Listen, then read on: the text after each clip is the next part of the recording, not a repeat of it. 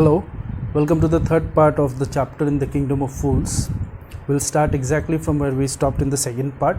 So just a little portion is left. We can call this the climax of this folk tale, where we'll see who wins, the fools or the wise men. Right? Man in singular, because as far as we have seen so far in the story, there is just one wise man. Even the disciple of the Guru cannot be called a wise man. Only the Guru can be called as such. So let us look at what happens and who wins ultimately. We are in page 25, last second paragraph, where the story so far has been that the holy men do not tell lies. The Guru tells a lie, which that whoever will be put on death first on the stake, the new stake that has been built, which belongs to the God of justice, that person and the second person will be put on this same stake. They will be reborn as king and minister in their next life. And the king, after hearing this from the wise man, goes and talks with his minister, confers with his minister, and the king and the minister decide that wise men do not tell lies, and definitely there is some truth in this, so we should be the one maybe to die, right? We haven't got into this part yet, so let's start. So what does the king do? The king and the minister agreed on their plan of action, and they told the executioners. So he told the executioners, "We will send the criminals tonight. When the first man comes to you, put him to death first, then do the same to the second man. Those are my orders. Don't make any mistake." So this order has been given. That night the king and his minister went secretly to the prison, released the Guru and the disciple, disguised themselves as the two, and as arranged beforehand with loyal servants, were taken to the stake and promptly executed. So the story of the king and the minister is finally over. Their foolishness has cost them their lives, and where they were supposed to punish the criminals on the stake, now they themselves are dead and have been impaled on the stake. So the next day what happens is, when the bodies were taken down to be thrown to crows and vultures, the people panicked. They saw before them the dead bodies of the king and the minister. The city was in confusion. All night they mourned and discussed the future of the kingdom. Some people suddenly thought of the Guru and the disciple and caught up with them as they were preparing to leave town unnoticed. So the Guru and disciple, they are happy, I guess. The story does not mention about their story anymore.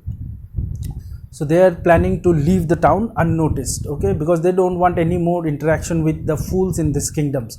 But as we can see, not everybody in the kingdom was a fool. A person suddenly remembers about the Guru and the disciple after the death of the king and their minister, because now there is a vacuum at the top. There is no leaders, and the people are, in general, they are fools. So they cannot think of the vacuum as an opportunity that they can take. So what do? They think of these two people and they tell them, we people need a king and a minister, said someone. Others agreed. They begged the Guru and the disciple to be their king and their minister. It didn't take many arguments to persuade the disciple, but it took longer to persuade the Guru. They finally agreed to rule the kingdom of the foolish king and the silly minister on the condition that they could change all the old laws. So the Guru does not give in easily, that no, I will not be the king. I will be the king only on the condition that all of you allow us to be part of, to change the old rules and everything, right? So this is what the Guru said. We then come on to the last paragraph, where it says, "From then on, night would again be night and day would again be day, and you could get nothing to do. It became like any other place." So the price of the things have been increased, right? So this brings us finally to the end of the reading of this chapter along with the explanation. So as we can see that it's written here, a Kannada folk tale from A.K. Ramanujan's Folk Tales from India. So that is the name of the book from which this folk tale has been taken for this book, Moments.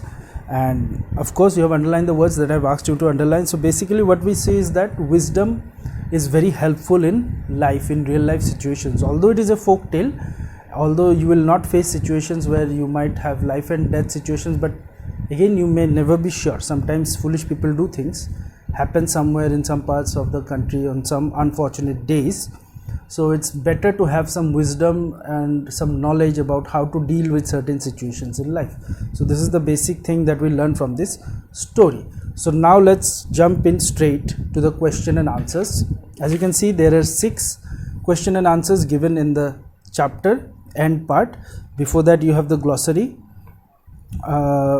So let's look at the first question. The first question is, what are the 2 strange things the Guru and his disciple find in the kingdom of fools? So what you will do is, instead of writing 2 strange things, please cut the word 2 and write 4 strange things. This question will be for 2 marks. And as you know that 2 strange things I can mention straight away is, one was the timing of work, day and night. That was different, right? People used to sleep in the day, they used to sleep and work in the night, and then price of the things were very cheap. Also the animals were also accustomed to this. And then anything else, 1 point more. So you have to write 4 points here. So please go through the chapter. If you have not gone through the chapter, I'm sure you'll be able to write this answer. It is very easy. So 2 marks. Remember that the question will be for 2 marks. Question number 2 also for 2 marks. The question is, why does the disciple decide to stay in the kingdom of fools? Is it a good idea? So 2-part question, 1 part 1 mark. First part is, why does the disciple decide? Very simple, simply because the price of the food items were very less and he was greedy. And the second part is it a good idea? Definitely it is not a good idea, because you never know how a fool is going to react. So living among fools is dangerous, as we have seen in this folktale, right? He was about to be impaled on a stake. He was about to lose his life. So it is not a good idea. Come to question number 3. The question goes, name all the people who were tried in the king's court and give the reasons for their trial. Now this question you will be answering it for 8 marks, because you have to write all the situations and also about the people who have been summoned to the king's court. So we start with the person. I will discuss the answer with you in brief. We start with first the brother of the thief, who comes and complains about the death of his brother, who is a thief, right? And then the first culprit called to the court is the man who was the owner of the wall. So this man comes to court and he blames it on, first he says that this was built on my father's time, and anyways, even if my father ordered building the wall, he was not the person who built the wall. The wall was built by the bricklayer. So the bricklayer did not do his job. So the second person is the bricklayer, and then the bricklayer blames it on the dancing girl, that when he says that when I was building the wall, this girl was dancing on the street and I got distracted. So maybe there were some weak spots left in the wall. And then the dancing girl blames the goldsmith. She says, I would have no reason to go up and down that road if the goldsmith would have given me my necklace on time, but the goldsmith did not. He used to send me back every day. So the goldsmith is summoned, and the goldsmith blames it on whom? He blames it on the rich merchant who had ordered a necklace for his personal purpose, right? And he was pressurizing the goldsmith to give the necklace as soon as possible. And who is this rich merchant that the goldsmith blamed? The rich merchant is actually the original owner of the wall, whose wall had fallen upon the thief's head, and whose son, the merchant's son, had originally been called, who was the first criminal according to the king. So the rich merchant is also dead. So who is going to get punished? The son is going to get punished, the son of the merchant, because along with the wealth and fame of his father, he also inherits the father's sins. So that was the reason given, and reasons for the trial. So this everything comes included in this. So you will write this answer serially, going by one person to the next as far as who is being called to the court or who is supposed to be given punishment. So this question is going to be for 8 marks. Now we go to the next question, which is question number 4. The question number 4 is, who is the real culprit according to the king? Why does he escape punishment? The real culprit according to the king was the dead merchant who both ordered the making of the necklace to the goldsmith as well as who was the owner of the original wall. So he is, according to the king, the real culprit. He escapes punishment. The second part of the question is only simply because he was dead. You cannot punish the dead. You can defame them, you can say all sorts of horrible things, okay, but the person who is already dead, nothing can be done about it. You cannot bring them from the dead and punish.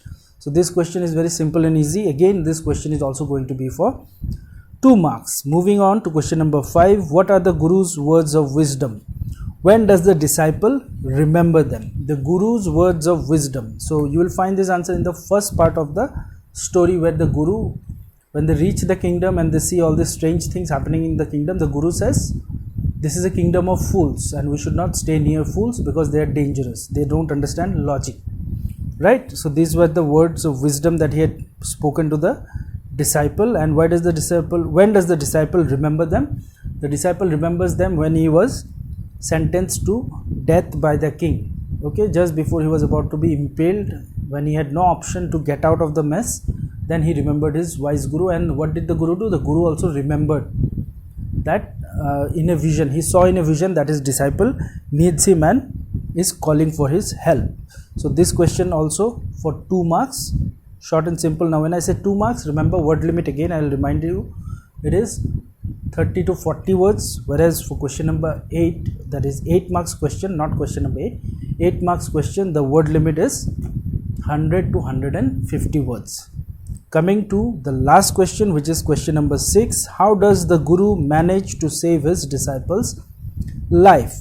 So question number 6, we are going to answer it for 8 marks by starting the answer by saying that the Guru initially, what the Guru did, that initially when he came to the kingdom, that time only he knew that there was going to be some problems, maybe some problems in the future. So he had warned his disciple that let's leave this kingdom.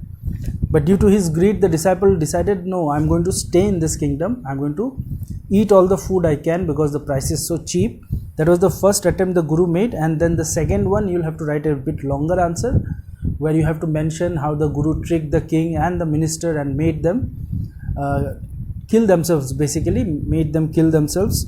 And he also told a lie, but how come the lie is not a it was a lie told to save an innocent life and to save somebody from foolishness, okay, from death by foolishness. I know it sounds strange, but in this story it was about to happen. So you have to mention all these things. Also read the chapter, take valid points from the chapter, because everything you write needs to be related to the chapter, apart from certain parts in, like say question number 6, where you can put your thoughts, like how the Guru manages to save his disciple, where you can mention like by his wisdom and all these things. So this brings us to the end of this lesson in the Kingdom of Fools. Please pay importance to the words which I have already made you underline. We'll discuss the word meanings also in the interactive classes, and there is nothing more. You might get some extra questions later on. Okay, so take care and stay safe.